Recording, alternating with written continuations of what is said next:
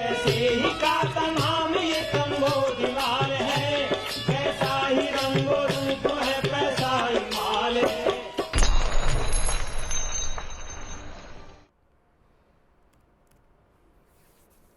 नमस्कार, मैं हूं शुभम शंकरधर। आप देख रहे हैं मनी 9। समय हो गया है आपके favourite prime time show money central का। मेरे साथ स्टूडियो में मनी 9 के एडिटर अंशुमान तिवारी जी जुड़ गए हैं। सर, बहुत स्वागत है आपका। आज पॉलिसी सेंट्रल है हमारा मनी सेंट्रल। हाँ शुभम, मनी सेंट्रल में आपका भी स्वागत है और सारे दर्शकों का स्वागत है। आज का पूरा मनी सेंट्रल अधिकांश हिस्से में रिजर्व बैंक की मॉनेटरी पॉलिसी पर केंद्रित होगा, जो हमारे सामने आ चुकी है, और इसमें वो सारे महत्वपूर्ण संकेत उपलब्ध हैं जो आने वाले कई महीनों तक आपकी और हमारी जेब और ज़िंदगी को, हमारे खर्च को, हमारी बचत को, हमारे कर्ज को, हमारे क्रेडिट कार्ड को, सारी चीज़ों को गहराई से प्रभावित करेंगे। हम आज इन पर विस्तार से चर्चा करेंगे और समझने की कोशिश करेंगे कि भारत का केंद्रीय बैंक भारतीय अर्थव्यवस्था के बारे में हमें क्या बता रहा है और कौन सी दिशा दे रहा है। तो आप देखिए ऑन द शो की शुरुआत कहां से होगी और किन किन मुद्दों पर हम चर्चा करेंगे इस पॉलिसी को समझने के लिए। शुरुआत होगी, बढ़ गई कर्ज लेने वालों की मुश्किल, महंगे हुए कर्ज, क्या बचतकर्ताओं के लिए आ गए अच्छे दिन? जी हाँ, इस पॉलिसी में एक ये भी बात है कि बचतकर्ताओं के अच्छे दिन आ गए। कैसे आ गए ये हम चर्चा करेंगे। पॉलिसी के बाद किस दिशा में जाएगा रुपया, कैसा दिख रहा कच्चे तेल का भविष्य, DHFL में डूब गया EPFO का पैसा, और चलते चलते बात होगी बेड बैंक की, क्योंकि इसकी शुरुआत बड़ी खराब हुई है। ऐसी उम्मीद नहीं थी कि बेड बैंक की शुरुआत इतनी खराब होगी। मॉनेटरी पॉलिसी कमेटी की बैठक के बाद शुक्रवार को रिजर्व बैंक ने पॉलिसी दरों में बदलाव किया। शुक्रवार को रिजर्व बैंक की पॉलिसी में जो सबसे बड़े बदलाव थे, अगर उन पर नजर डालें तो आप 5 बड़ी चीजों को चिन्हित कर सकते हैं, जहां पर आपको पता चलता है कि क्या क्या बातें कही गई। सबसे पहली बड़ी बात यह थी कि रेपो रेट में 50 बेसिस पॉइंट की बढ़ोतरी की आरबीआई ने। जो नीतिगत दर होती है जिससे सारे कर्ज की दरें, चाहे आपका होम लोन हो, पर्सनल लोन हो, कार लोन हो, जो भी दरें तय होती हैं, उसका जो बेसिक दर होती है वो रेपो रेट से ही तय होती है, जो MCLR बनती है। रेपो रेट दरअसल वो रेट होती है जिस पर बैंक रिजर्व बैंक से कर्ज लेते हैं। अब रेपो रेट बढ़कर 5.4% हो गया, जो कोरोना काल से पहले वाले स्तर के आसपास है। वहां 5.5 था, ये 5.40 तक पहुंच गया है। दूसरी बड़ी बात क्या थी? दूसरी बड़ी बात ये कही आरबीआई ने कि 2022-23 में, यानी कि मौजूदा वित्त वर्ष में जिसमें हम अभी चल रहे हैं, रिटेल महंगाई जो है वो 6.7% पर रहेगी। 6% ऊपरी स्तर है जो सहनीय है, लेकिन पूरे साल आप महंगाई में, हम महंगाई में तचते रहेंगे। तीसरी बात कही GDP ग्रोथ को लेकर, वो बरकरार रखा अनुमान 7.2% का था, ना बढ़ाया ना कम किया। बढ़ाने की तो खैर गुंजाइश नहीं थी, लेकिन हाँ, घटने का जरूर एक खतरा था, लेकिन घटा नहीं। ये एक राहत की बात आप कह सकते हैं। चौथी बात, रिजर्व बैंक ने कहा धान की खेती को जो लेकर कमी आई है, इस पर गहरी आशंका जताई। उन्होंने कहा इसको क्लोजली मॉनिटर करने की जरूरत है, ये एक चिंता बनती दिख रही है। और पांचवी सबसे बड़ी बात जो थी वो ये थी कि कच्चे तेल का औसत भाव इस पूरी पॉलिसी को बताते समय जो रखा गया है दिमाग में, वो $105 का रखा गया है, और सामान्य मॉनसून की संभावना, ये 2 आधार हैं इस पूरी पॉलिसी के। ब्रेंट क्रूड का भाव 94 के करीब है, यानी 105 से करीब $10-11 नीचे, ये राहत की बात है। लेकिन मॉनसून सामान्य रहेगा या नहीं रहेगा, असंतुलित तो है। हम लगातार मनी सेंट्रल में चर्चा कर रहे हैं। तो सामान्य मॉनसून अगर नहीं रहता है तो कितना असर पड़ेगा, ये हम अब बात करेंगे। सर, पहला सवाल, सबसे पहली बात रेपो रेट पर, जिस पर मुझे लगता है अधिकांश लोगों की नज़र रहती है कि पॉलिसी में रेट पर क्या बोला। 50 बेसिस पॉइंट की रेपो रेट में बढ़ोतरी कर दी है। आपको क्या लगता है ये बढ़ोतरी क्या संकेत दे रही है, और आगे कितनी और बढ़ोतरी की संभावना है? ये आज का सबसे बड़ा संकेत था, और सारे तकनीकी चीज़ों से किनारे भी हटें तो ये समझना ज़रूरी है कि भारत में लगातार बैक टू बैक सबसे तेज़ रफ्तार से ब्याज दरें बढ़ने का यह दौर था। अगर आपने कोविड से पहले कर्ज लिया होता या कोविड के पहले जिस दर पर कर्ज लिया होता, अब आज आपको लगभग उसी दर पर कर्ज मिलेगा जिस दर पर कोविड से पहले कर्ज मिलता था। यानी कोविड के दौरान भारतीय अर्थव्यवस्था को जो भी सस्ते कर्ज का विटामिन दिया गया था, उसके युग की समाप्ति की घोषणा आज हो गई, और आज हम वापस कम से कम महंगे कर्ज के मामले में प्री कोविड लेवल पर आकर खड़े हो गए हैं। पर बात यहाँ ख़त्म नहीं होती। इसके कई सारे बहुआयामी असर हैं। इसके तात्कालिक तौर पर तुरंत असर छोटे उद्योगों पर सबसे ज़्यादा पड़ेंगे, जिन्हें अभी त्योहारी मौसम के लिए सामान खरीदना है, उत्पादन शुरू करना है, माल भरना है, उनके लिए कर्ज की महंगाई उन्हें तुरंत चुभेगी। जो रिटेल क्रेडिट कर्ज लेने वाले लोग हैं, होम लोन या कार लोन लेने वाले लोग हैं, उनकी या तो ईएमआई बढ़ेगी या उनकी ईएमआई की अवधि बढ़ जाएगी, लेकिन उन पर भी अब काफ़ी असर पड़ेगा क्योंकि ये बढ़ोतरी काफ़ी बैक टू बैक काफ़ी बड़ी हो गई है। अब यहाँ से जो सवाल जो हो चुका वो तो सामने लोगों की बैलेंस शीट में और उनके भुगतान में दिखाई देगा। शुभम, सबसे बड़ा सवाल यहाँ जो हमारे दिमाग में है वो ये कि यहाँ से भारत में ब्याज दरों का रुख क्या होगा, यहाँ से ब्याज दरें कहाँ जाएंगी। रिजर्व बैंक ने स्पष्ट रूप से इस बारे में कुछ नहीं कहा, लेकिन रिजर्व बैंक की नीति के भीतर जो हमें दिखाई देता है उससे हम एक दो महत्वपूर्ण संकेत देख सकते हैं। और ये संकेत हमारे लिए समझना इसलिए ज़रूरी है क्योंकि चाहे आप कार खरीदने के लिए लोन लेने की तैयारी कर रहे हों, घर के लिए लोन लेने की तैयारी कर रहे हों, बच्चे की पढ़ाई के लिए लोन लेने की तैयारी कर रहे हों, या आप कारोबार बिजनेस के लिए लोन लेने की तैयारी कर रहे हो, आपको सबसे पहले जानना जरूरी है कि ब्याज दरें अधिकतम भारत में कितनी बढ़ सकती हैं, मैक्सिमम ब्याज दरें कितनी बढ़ सकती हैं और कब तक बढ़ेंगी, क्योंकि वहीं से आपके इंस्टॉलमेंट पेमेंट की किस्त चुकाने की क्षमता का आकलन होगा। क्योंकि महंगाई पहले से मौजूद है और अभी मौजूद रहेगी, कमाई में बढ़ोतरी नहीं हो रही, जिस पर हम महंगाई पर आगे बात करेंगे। अभी हम जब आंकड़ा देखने की कोशिश कर रहे थे, करीब से समझने की कोशिश कर रहे थे, तो एक जो महत्वपूर्ण संकेत हमें दिखाई देता है शुभम कि 2001 से लेकर अगर हम ट्रैक करें भारत में ब्याज दरों की बढ़ोतरी को, तो भारतीय रिजर्व बैंक आमतौर पर फेडरल रिजर्व की ब्याज दरों में बढ़ोतरी के क्रम को मोटे तौर पर फॉलो करता है। ये चार्ट आपके सामने है जो आपको दिखाई दे रहा है। इस चार्ट के आधार पर आप देखें तो कुछ हिस्से छोड़ दिए जाएं तो लगातार भारतीय रिजर्व बैंक ने फेडरल रिजर्व की मौद्रिक दरों में जो बढ़ोतरी है उसको प्रभाव को फॉलो किया है। दोनों के बीच में औसत लंबे समय में 300 बेसिस पॉइंट का फर्क हमें दिखाई देता है, करीब 3% का 300 बेसिस पॉइंट का फर्क दिखाई देता है। इस हिसाब से अभी आज की बढ़ोतरी के बाद भारत में ब्याज दरों में एक या दो आरबीआई के कैसी किश्तों में करता है, उसे कैसे बढ़ाएगा ये अलग बात है। एक या दो किश्तों में बढ़ोतरी के बाद भारत में रेपो रेट 6.25 से 6.5% के आसपास तक जाकर स्थिर हो सकती है। तब अमेरिका की ब्याज दर और भारत की ब्याज दर में 300 बेसिस पॉइंट का जो औसत स्तर है उसे हासिल कर लिया जाएगा। ऐसा हम इसलिए कह रहे हैं क्योंकि अभी सितंबर में फेडरल रिजर्व फिर ब्याज दरों में एक और बढ़ोतरी करेगा। तो जब दोनों के रेट साइकिल कन्वर्ज होकर इवेंचुअली खत्म होंगे तब भारत और अमेरिका की ब्याज दरों में करीब 300 बेसिस पॉइंट का फर्क होगा, यानी भारत की ब्याज दरें 6.25 से 6.5% के आसपास होंगी। इसका संकेत हमें आज एक और मिला कि बॉन्ड यील्ड 10 साल की बॉन्ड यील्ड 7.26% के आसपास पहुंच गई। अब ये जो आंकड़ा है हमें बता रहा है कि यहां से भारत की अर्थव्यवस्था फिलहाल कम से कम अगले 12 महीनों से 18 या 24 महीनों के लिए महंगी ब्याज दरों के दौर में प्रवेश कर रही है, जहां औसतन उपभोक्ताओं के लिए ब्याज दर 10%, 11% के आसपास होगी, क्योंकि अगर हम यहां से माने कि 6.5% के आसपास की रेपो रेट होगी तो बॉन्ड डील करीब 8.5-9% के आसपास रहेगी। हमने 9% की बॉन्ड यील्ड का दौर देखा है, ज़्यादा पुरानी बात नहीं है, 2008 के आसपास हमने देखा है। तो अगर आप आम उपभोक्ता हैं, अगर आपको अपने खर्च के लिए अपनी भविष्य की योजनाओं की तैयारी करनी है तो ये मान के रखिए कि महंगाई जब तक कम हो या ना हो, रिजर्व बैंक को अमेरिकी ब्याज दरों का से बराबरी करने के लिए अपनी ब्याज दरों में जो बढ़ोतरी करनी होगी, उस वजह से आने वाले समय में कर्ज महंगा होगा। इस सवाल का जवाब भी हम चलते चलते दे दें कि हम भारत को आखिर अमेरिका के फेडरल रिजर्व के मॉनेटरी ट्रेजेक्ट्री को फॉलो क्यों करना पड़ता है, क्योंकि उसकी सबसे बड़ी वजह यह है कि अगर भारत में ब्याज दरों में बढ़ोतरी उस क्रम से नहीं होती है तो भारत के बाजार निवेश के लिए आकर्षक नहीं रह जाएंगे। भारत के बाजार में विदेशी निवेशकों की आमद कम होती जाएगी, रुपए में गिरावट और कमजोरी और बढ़ती जाएगी, और इसलिए रुपए पर हम आगे बात करेंगे कि भारत के बाजार में आज ब्याज दरें बढ़ने की संभावना के बाद रुपए में कैसी गतिविधियां रहीं। तो मुख्य रूप से ब्याज दरों का परिदृश्य बढ़ने वाला है, कर्ज की महंगाई आपके सामने खड़ी हुई है, और आने वाले समय में अलग अलग किश्तों में अगले साल तक हम 6.5 से 6.5% के आसपास की रेपो रेट और लगभग 10% के आसपास की 9.5 से 10% के आसपास की औसत कर्ज की ब्याज दर हम उसकी तरफ बढ़ रहे हैं। तो ये 9.5 से 10% उनके लिए जिनकी प्रोफाइल बहुत अच्छी है, बहुत अच्छी। और जो एनबीएफसी के सहारे हैं या जो ऐसे लोगों के सहारे हैं जो बैंक से सीधे नहीं जुड़े हैं, उनके लिए तो ये कर्ज और महंगा हो जाएगा। सर, ये उन 13% लोगों की बात है जो कर्ज लेते हैं बैंक से, लेकिन जो बैंक में जमा करने वाले जमा करते हैं वो उनकी तादाद कहीं ज़्यादा है। अगर ये कर्ज की तस्वीर तो आपने साफ कर दी, महंगा रहने वाला है, लंबे समय तक महंगा रहने वाला है, एक नया युग बदल रहा है, अब हम महंगे कर्ज की साइकिल में घुस रहे हैं। लेकिन जमाकर्ताओं के लिए क्या यहाँ से कुछ राहत के संकेत, कुछ राहत की खबर है? ये सबसे दिलचस्प हिस्सा है। और हम अक्सर शुभम मनी सेंट्रल की चर्चा में कहते हैं, जो आपने कहा कि 13 से 14% लोग भारत का बैंक नहीं है, भारत की बैंकिंग उद्योग नहीं है जो कर्ज लेते हैं, तो बहुत छोटा हिस्सा है। सबसे महत्वपूर्ण हिस्सा और बैंक के सबसे बड़े स्टेक होल्डर्स वो डिपॉजिटर्स हैं, जिनके पैसे को लेकर बैंक आगे कर्ज देते हैं, और उनके लिए यहाँ से एक दिलचस्प दौर शुरू हो रहा है।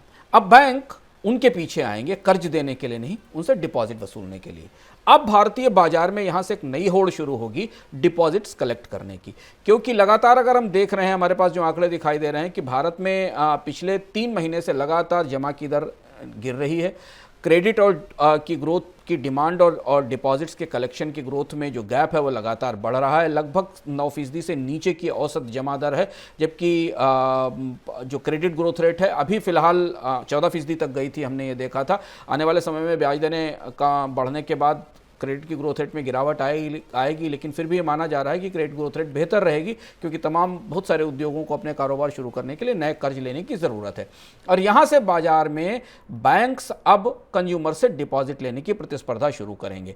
भारत का टोटल डिपॉजिट बेस करीब 168 लाख करोड़ रुपए का था 15 जुलाई को, जिसमें पिछले साल के मुकाबले 8.4% की, यानी लेस देन 9% की ग्रोथ रेट हमें दिखाई देती है। जबकि हमारा नॉन फूड क्रेडिट, हम मोटे मोटे आंकड़े आपको बता रहे हैं, जो नॉन फूड क्रेडिट है, फूड क्रेडिट अलग कर दें, जो एफसीआई को दिया जाता है, वो करीब 123 लाख करोड़ रुपए के आसपास है, और इसमें 13.5% की ग्रोथ दिखाई देती है। तो 168 लाख करोड़ रुपए बैंकों के पास जमा में है, 123 लाख करोड़ रुपए का उन्होंने कर्ज बांटा है, और ये गैप से कुड़ता जा रहा है। और इसे ठीक करने के लिए सरकार के बजट में पैसा नहीं कि बैंकों को कैपिटल दे सके, इसलिए अगर आप डिपॉजिटर्स हैं तो आपके दरवाजे पर बैंक अब आएंगे। एफडी पर इंटरेस्ट रेट में बढ़ोतरी हमने एक राउंड पिछले 2-3 महीनों में देखा है। आने वाले समय में ब्याज दरों में बढ़ोतरी और भी तेजी से दिखाई देगी, हालांकि उसका असर बैंकों की बैलेंस शीट पर दिखाई देगा। अब हमें देखना होगा कि कौन से बैंक कितनी तेजी के साथ ये ब्याज दरों में बढ़ोतरी करते हैं। हाँ, इक्रा का मानना यह है कि जो इंक्रीमेंटल डिपॉजिट ग्रोथ रेट है वो 2023 में करीब 13 से 14 लाख करोड़ रुपए की बढ़ोतरी अतिरिक्त जमा के तौर पर हो सकती है, जो लगभग पिछले साल के बराबर ही होगी, 12 से 13 लाख करोड़ रुपए के आसपास। तो अगर इससे ज़्यादा डिपॉजिट्स बैंक्स को इस साल लेने हैं और कर्ज बांटना है तो उसे और कुछ नहीं करना होगा, उसे आपके एफडी पर ब्याज दर बढ़ानी होगी। सर कितनी मान के चलें, जैसे आपने बताया कर्ज की दर 10% के आसपास होगी, महंगाई की दर भी 7% के ऊपर आसपास बनी रहनी है, मान के चलें कि महंगाई को बीट करने वाली कोई देर दिखेगी? इस बात की संभावना तो शुभम कम दिखाई देती है कि आप भारत में एफडी की दरें महंगाई को बीट कर सकेंगी, क्योंकि महंगाई की दर वैसे भी जो आप महसूस कर रहे हैं महंगाई की दर तो वो तो बहुत ज़्यादा है। और रिजर्व बैंक ने अपनी चर्चा में इन्फ्लेशन एक्सपेक्टेशंस का जिक्र आज फिर किया, जिसे हम आगे बात करेंगे कि महंगाई से ज़्यादा महंगाई का नाम बुरा होता है।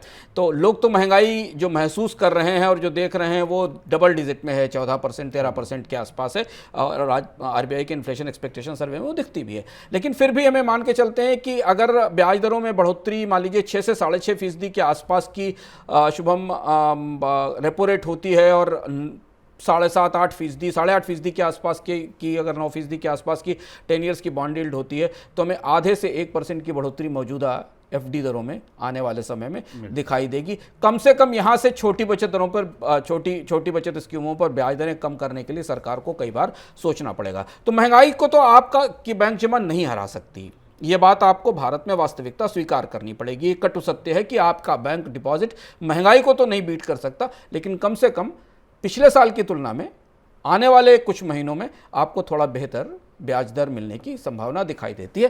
ध्यान रखें कि अगर संभव हो तो 1 साल की ही एफडी कराएं, क्योंकि ब्याज दरों में तेजी से बदलाव हो रहा है। बिल्कुल, तो बहुत उम्मीद ना लगाएं, लेकिन हाँ कुछ बेहतर जरूर आपकी एफडी पर, आपकी जमा पर ब्याज दरें होंगी। अब अगली बात ग्रोथ की। ग्रोथ पर रिजर्व बैंक ने 2022-23 के लिए जीडीपी ग्रोथ का अनुमान 7.2% पर बरकरार रखा। बैंक का मानना है कि जून की तिमाही में जीडीपी 16.2% रह सकती है, जबकि मार्च तिमाही में, तो ये चौथी तिमाही होती है वित्त वर्ष की, उसमें घटकर 4% रह जाएगी। ओवरऑल अगर आप निकालें तो वो 7.2% रहेगी।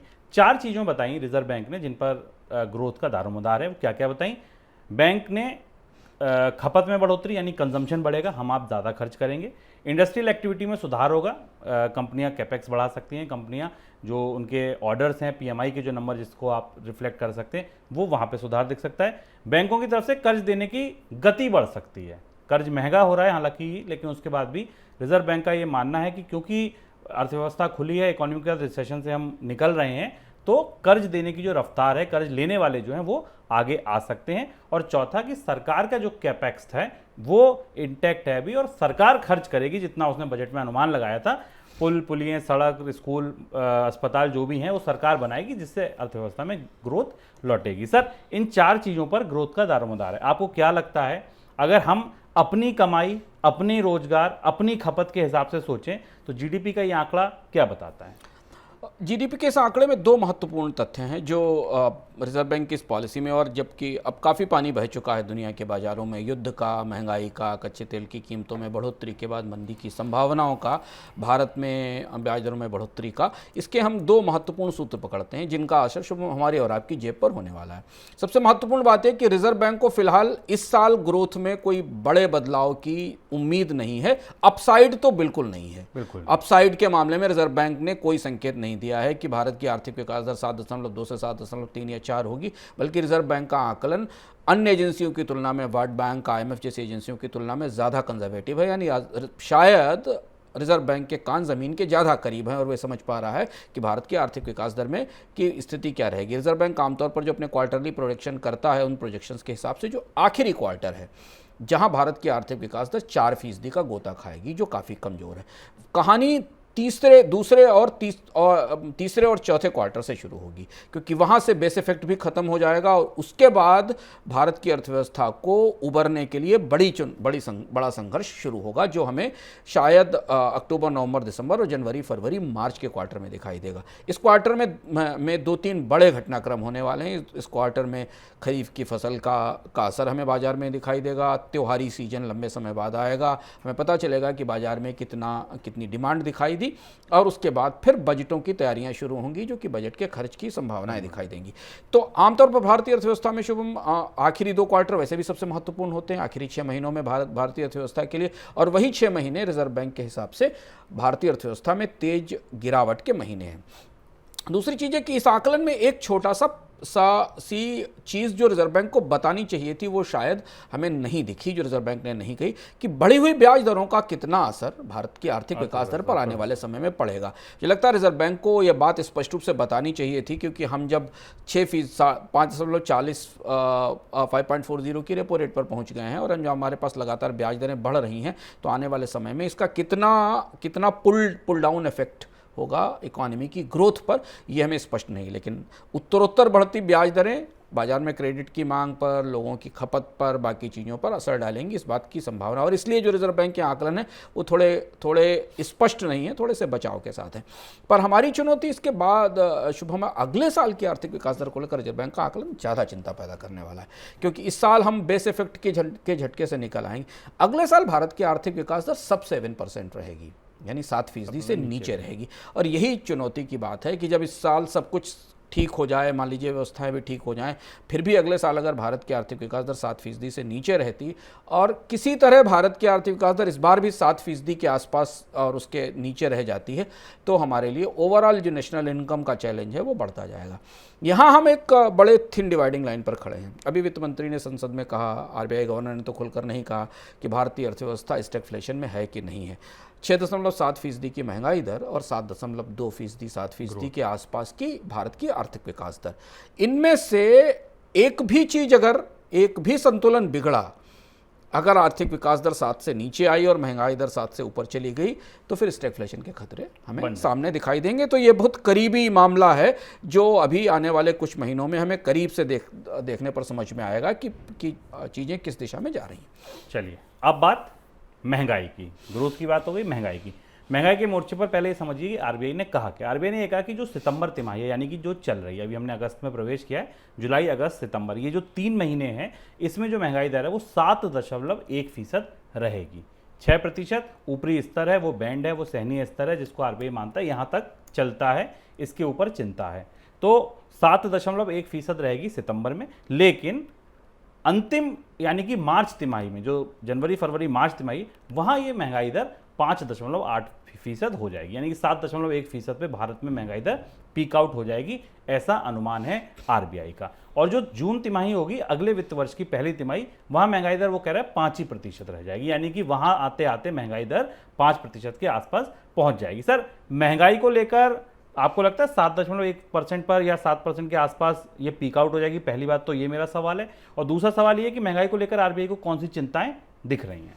रिजर्व बैंक का महंगाई का आकलन दिलचस्प है शुभम। अब चारा अगर अपनी दवा का असर नहीं करेगी तो कभी नहीं मानेगा। रिजर्व बैंक तो डॉक्टर है और महंगाई का इलाज कर रहा है, तो हमेशा ये कहेगा कि उसकी दवा का असर हो रहा है और महंगाई में कमी आएगी। पर यहाँ बहुत सारे जो अलग अलग संकेत हमें मिल रहे हैं वो रिजर्व बैंक के इस उत्साह को मतलब अच्छा हो कि महंगाई नियंत्रण में रहे, पर रिजर्व बैंक के इस उत्साह को बहुत ज़्यादा ताकत नहीं देते हैं। रिजर्व बैंक ने अपनी पूरी चर्चा में एक लाइन केवल ये बात दी कि जो पैडी की बुआई में कमी है उसका असर हमें भी दिखाई समझ में आना है। मानसून सामान्य है, पर मानसून पर हम लगातार चर्चा कर रहे हैं कि दो बड़ी फसलों के मामले में इस बार मानसून भारी पड़ा है, एक दाल और एक धान, और इन दोनों की कीमतों में बढ़ोतरी हमें दिख रही है खुले बाजार में। वो बढ़ोतरी महंगाई के आंकड़े में रिफ्लेक्ट करेगी, हमें सामने दिखाई देगी।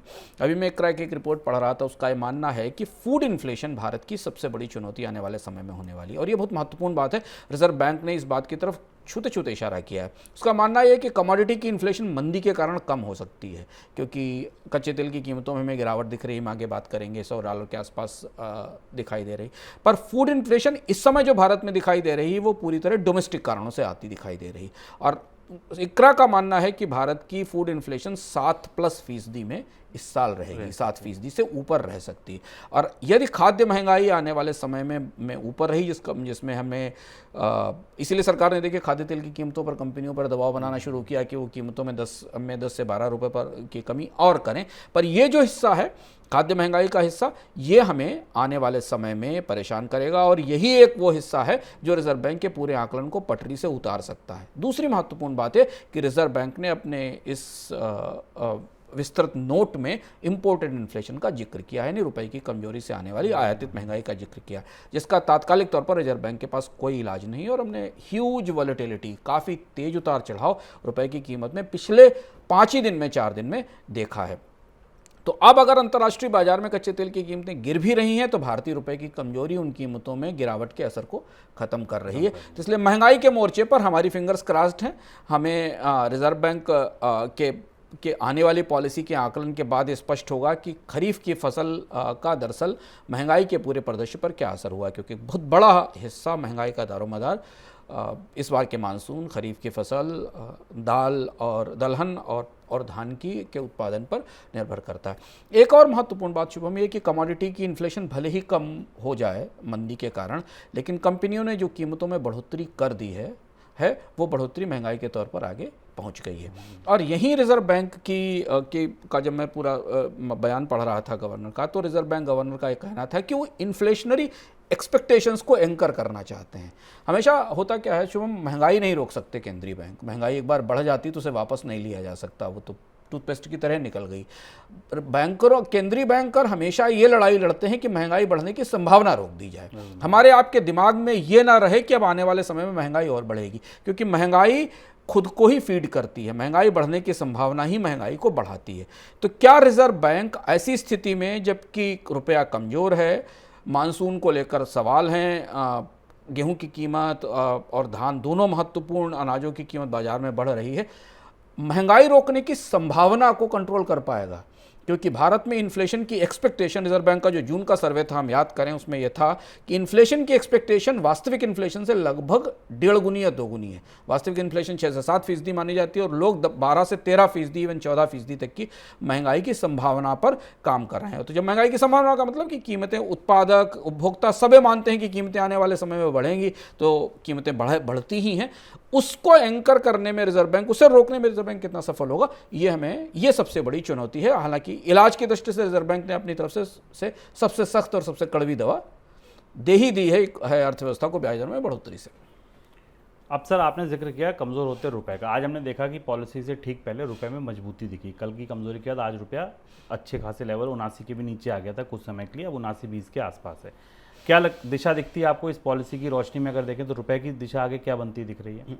हम लोगों ने कल सुबह अपने कार्यक्रम में चर्चा की थी कि रिजर्व बैंक कल ब्याज दरों में बढ़ोतरी करेगा तो उसका असर हमें रुपए की कीमत में थोड़ी सी मजबूती के तौर पर आएगा। और वही बात जो मैंने शुरुआत में कहा कि भारतीय बाजार में ब्याज दरें और अमेरिका के बाजार में ब्याज दरों का जो डिफरेंशियल है वो रुपए की कीमत को काफ़ी गहराई से प्रभावित करता है। इसलिए हमने आज शुरुआत में रुपये में थोड़ी बढ़ोतरी देखी, लेकिन अब जैसा जो चर्चा में हम लगातार 79.20 79.50 का डॉलर का लेवल सोच रहे हैं, उसी के आसपास रुपया स्थिर है।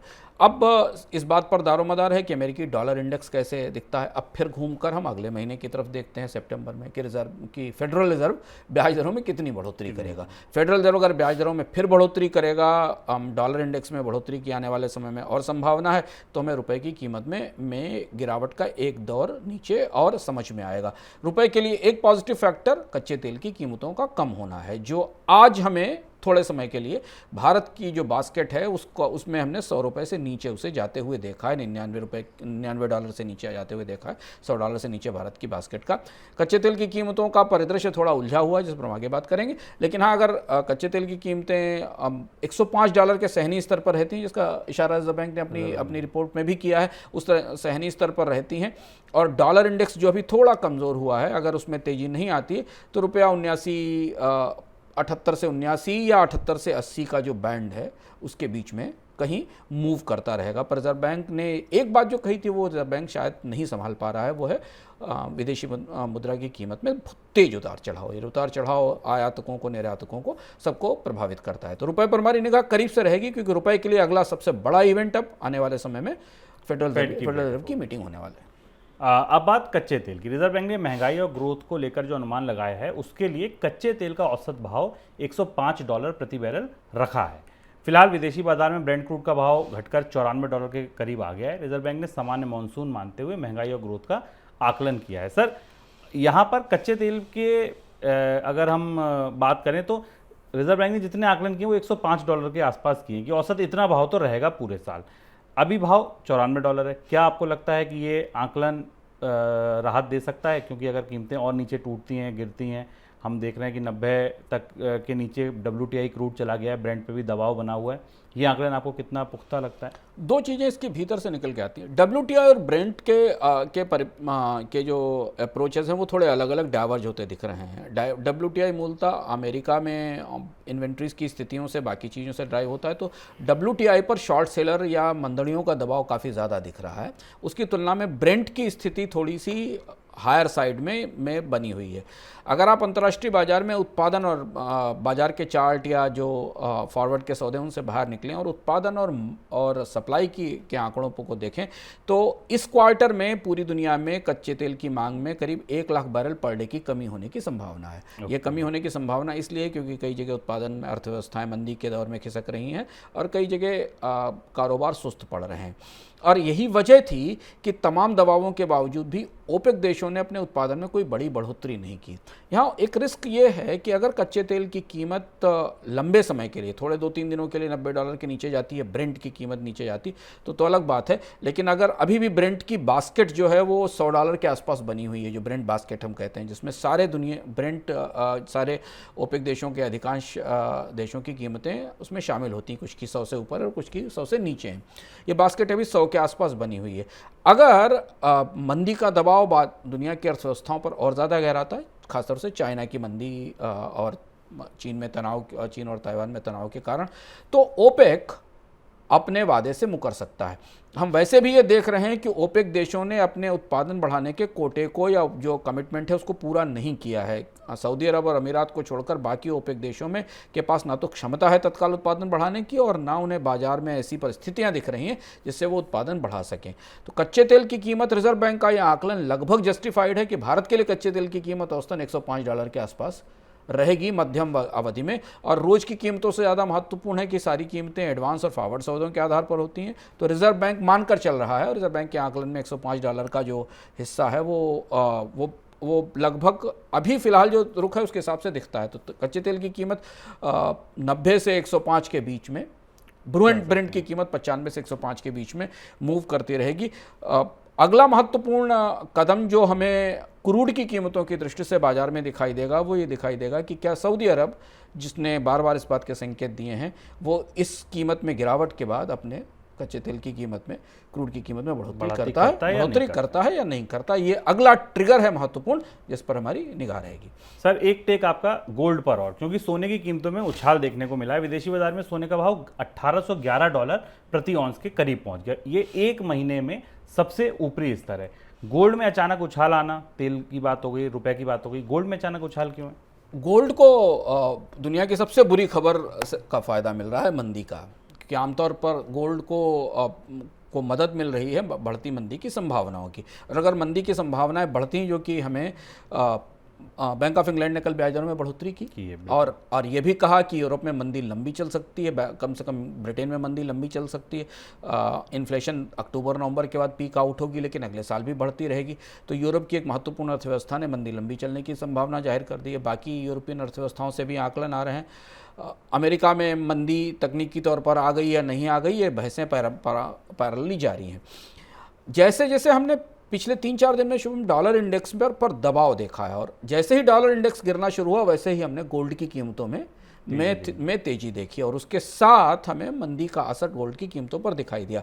पर गोल्ड भी इस बार पिछले कई महीनों से या तो दबाव में है या काफ़ी वोलेटाइल है। तो अभी गोल्ड का का अगला रुख निवेश की दृष्टि से क्या होगा, इस पे हमें करीब से नज़र रखनी होगी, क्योंकि सितंबर की फेड की बैठक के बाद आमतौर पर एक चक्र पूरा हो जाएगा पूरी दुनिया में ब्याज दरों में बढ़ोतरी का, और तब तक हम ये भी जान पाएंगे कि मंदी की आशंका, मंदी की संभावना दुनिया के अलग अलग प्रमुख अर्थव्यवस्थाओं में कितनी गहरी है और वो कितनी लंबी चल सकती है। वहाँ से फिर सोने की शायद अगली उड़ान या अगली दिशा तय होगी। बिल्कुल। तो ये थी हमारी पॉलिसी पर पूरी कवरेज, जहां हमने आपको कर्ज के नज़रिए से, आपकी बचत के नज़रिए से, रुपए के नज़रिए से, कच्चे तेल के नज़रिए से, महंगाई के नज़रिए से और आर्थिक विकास दर के नज़रिए से पॉलिसी को समझने की कोशिश की। आगे बढ़ें, मनी 9 की स्पेशल रिपोर्ट देखें। इससे पहले आपसे एक ज़रूरी बात और करनी है।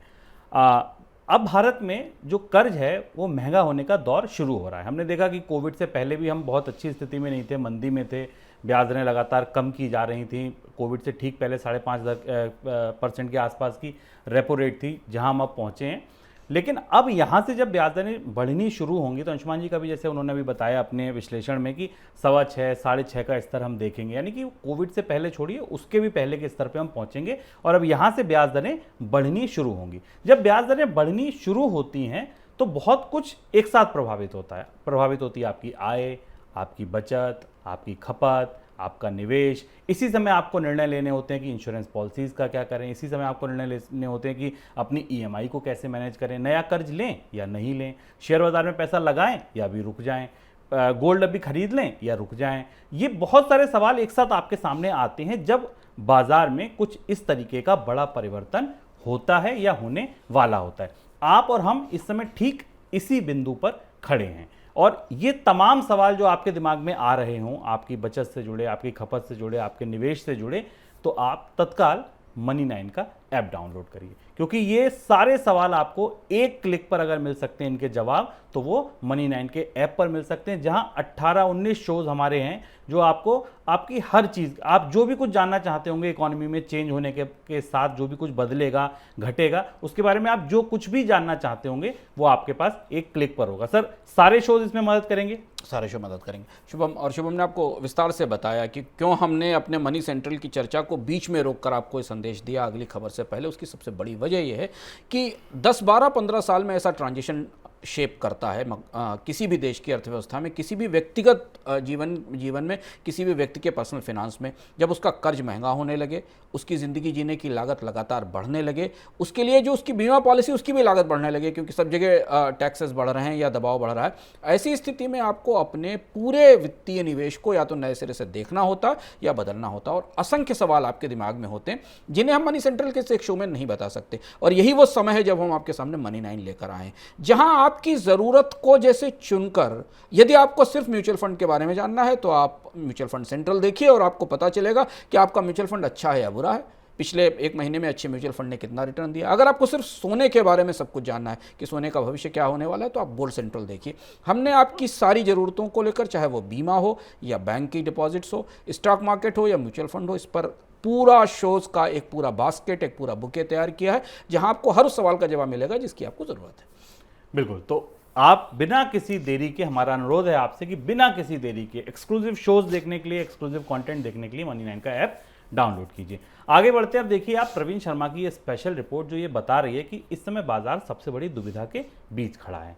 अच्छी रिकवरी दिखी, लेकिन ये कितनी टिकाऊ है? आरबीआई ने ब्याज दरें बढ़ा दी, इसका क्या असर होगा? कहीं ताइवान और चीन में तनातनी तो नहीं बढ़ जाएगी?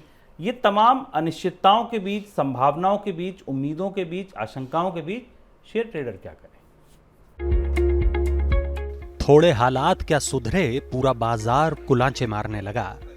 मंदड़ियों के दिमाग में इन दिनों यही डायलॉग घूम रहा होगा।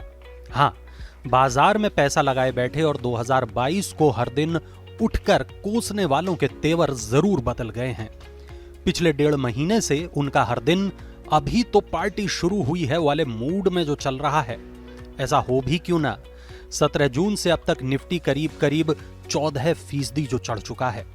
तो ब्रेकडाउन होकर गैराज पहुंची बाजार की गाड़ी क्या मरम्मत होकर फिर वापस आ गई है? बाजार के नजरिए से सोचें तो क्या ये तेजी टिकाऊ है? एक और सवाल जो हर खासो आम के दिमाग में आता है कि क्या आर्थिक मोर्चे पर बनी हुई सब चुनौतियां दूर हो गई हैं?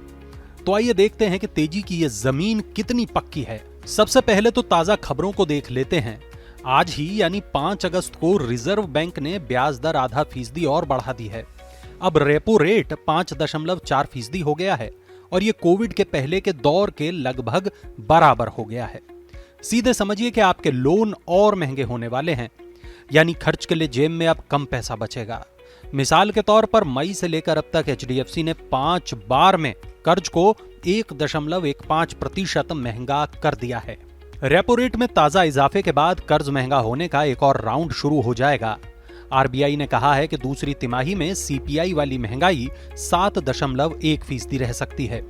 यह अभी 4 से 6% के दायरे से बाहर है। बाजार के सामने एक बड़ा डर एक और जंग छिड़ने का है। रूस यूक्रेन की जंग अभी थमी नहीं है और चीन ताइवान ने लड़ाई के लिए कमर कसना शुरू कर दिया है। रूस पर दुनिया भर की पाबंदियां लगी हैं और यूक्रेन से एग्री कमोडिटीज की सप्लाई रुकी पड़ी है। इस चक्कर में खाने पीने से लेकर हर तरह की महंगाई आसमान पर है। मौजूदा फिस्कल की पहली तिमाही में कंपनियों के मार्जिन इसी वजह से लड़खड़ाए हुए नजर आ रहे हैं। ताइवान दुनिया का सेमीकंडक्टर हब है। लड़ाई छिड़ी तो समझ लीजिए कि एक एक चिप के लिए मारामारी शुरू हो जाएगी। दुनिया पर मंदी का साया भी मंडरा रहा है। अमेरिका में पिछले 2 तिमाहियों से नेगेटिव ग्रोथ रही है। अब आप सोच रहे होंगे कि यार इतना तो डरा दिया, अब बचा क्या? क्या पैसे निकाल ही लिए जाएं? तो चलिए अब कुछ पॉजिटिव चीजों का जिक्र कर लेते हैं। तो साहब, कच्चा तेल खूब सस्ता हो गया है। ब्रेंट का भाव $95 प्रति बैरल के नीचे आ गया है।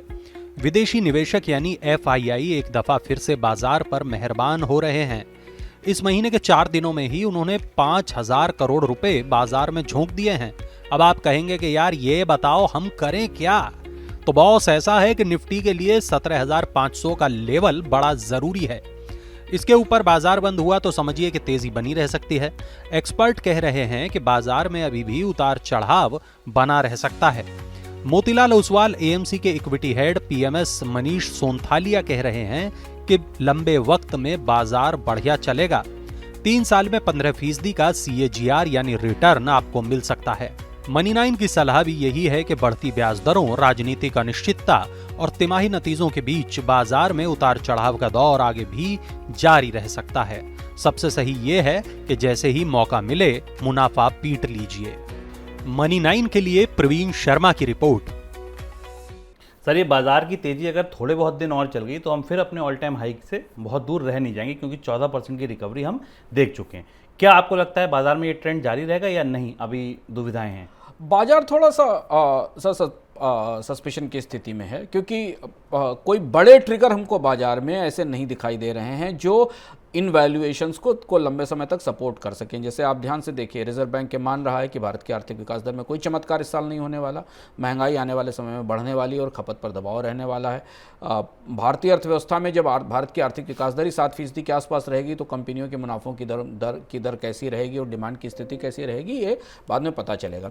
बाजार में हमने ये रिकवरी एक तेज गिरावट के बाद बॉटम फिशिंग में नीचे के लेवल पर अच्छे स्टॉक्स को चुनने के तौर पर देखी गई। और यही वो समय होता है जब बाजार दिशाहीन होते हैं, दोनों साइड में मूव करते हैं। हम देखते हैं 2 दिन बाजार चढ़ता है, फिर एक दिन बाजार फ्लैट हो जाता है, फिर उसमें बिकवाली आती। ऐसी सिचुएशन में शेयर बाजार कम से कम ट्रेडर्स के लिए तो सबसे अच्छे हो सकते हैं, निवेशकों के लिए सबसे खराब होते हैं।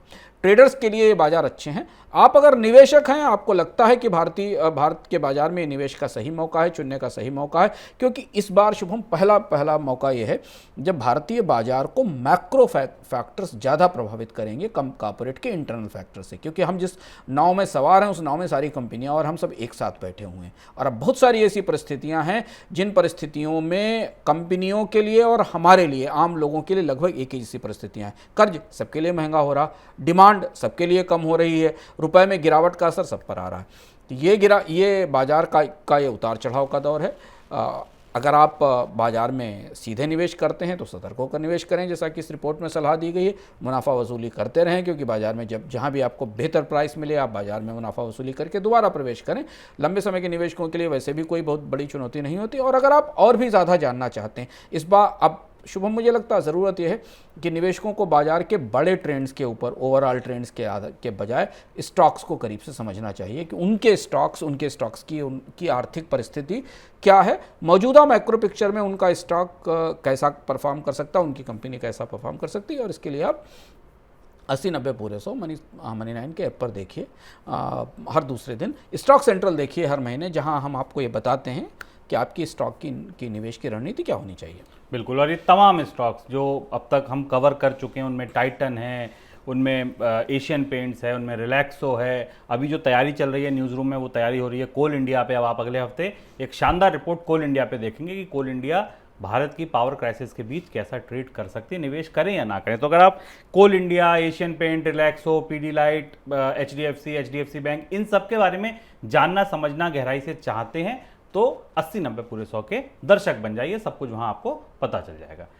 डीएचएफएल में ईपीएफओ की ओर से किए गए निवेश पर भारी नुकसान हुआ है। ईपीएफओ को डीएचएफएल के एनसीडी में निवेश पे करीब 613 करोड़ रुपए का घाटा हो चुका है। ईपीएफओ ने अप्रैल 2010 से फरवरी 2018 के दौरान डीएचएफएल में 1361 करोड़ रुपए का निवेश किया था। इसके बाद क्या हुआ कंपनी में किसी से छुपा नहीं है और सामने ये आया कि ईपीएफओ का 600 करोड़ से ज़्यादा का निवेश डूब गया। सर ये घाटा कैसे हुआ?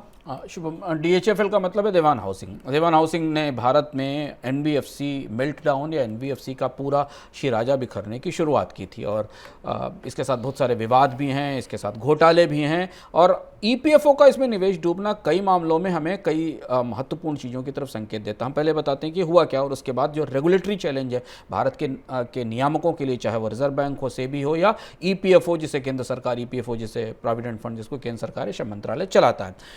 ईपीएफओ ने 1361 करोड़ रुपए अप्रैल 2010 से फरवरी 2018 के बीच देवान हाउसिंग फाइनेंस, यानी जिसे डीएचएफएल कहा जाता है, उसके नॉन कन्वर्टेबल डिबेंचर्स में लगाए थे, एनसीडी में पैसा लगाया था। ये बॉन्ड्स 2020 से 2023 के बीच में मैच्योर होने थे।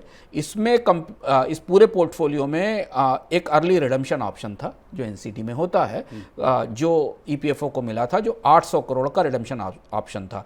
जब डीएचएफएल की रेटिंग का डाउनग्रेड शुरू हुआ 2018-19 में, खासतौर से 2019 में, और जब पूरे भारत में देवान हाउसिंग फाइनेंस और इसकी जैसी एनबीएफसी कंपनीज के साख को लेकर, इनके कर्ज चुकाने की क्षमता को लेकर चारों तरफ अफरा तफरी और खौफ फैला, तो ईपीएफओ ने इस ऑप्शन को यूज़ किया, अर्ली रिडेम्पशन ऑप्शन को यूज़ किया और अपने बॉन्ड्स का पैसा दीवान हाउसिंग फाइनेंस से वापस मांगा।